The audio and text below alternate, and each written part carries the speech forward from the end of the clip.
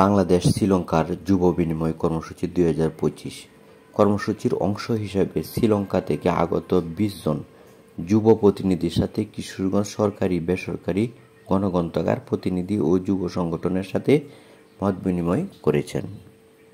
বুধবার বিকালে জেলা সদরের আলুর মেলায় সরকারি গণগ্রন্থাগার মিলনায়তনে প্রথমেই বাংলাদেশের জাতীয় সঙ্গীত,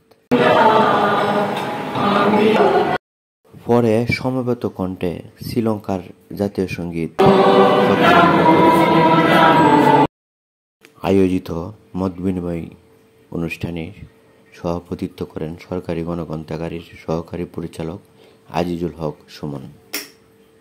অতিথি ছিলেন শ্রীলঙ্কার জেলা যুবসেবা কর্মকর্তা RMR রাজপক্ষ, যুবসেবা কর্মকর্তা শ্রীমতী এস.এ.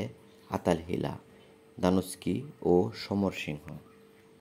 বাংলাদেশের প্রতিনিধি মোহাম্মদ রেজাউল করিম বাবু, বাংলাদেশ বেসরকারি গণগ্রন্থাগার সমিতির সহ-সভাপতি প্রফেসর ইয়াসমিন আহমেদ, যুব সংগঠক শাহ মোহাম্মদ সারোয়ার জাহানের পরিচালনায় বক্তব্য রাখেন বাংলাদেশ বেসরকারি গণগ্রন্থাগার সমিতি কিশোরগঞ্জ শাখার সভাপতি Mohammad Ruhul Amin. The goals, objectives and programs of the organization.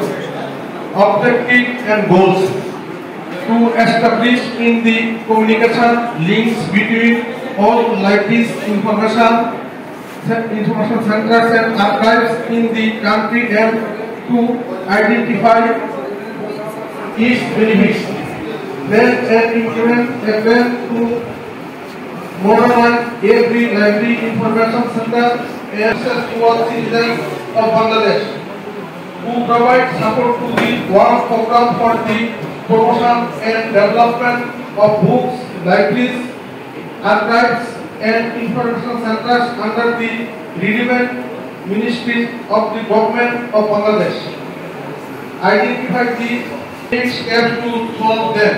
Kishorganj district private partner of this program since 2010 more than।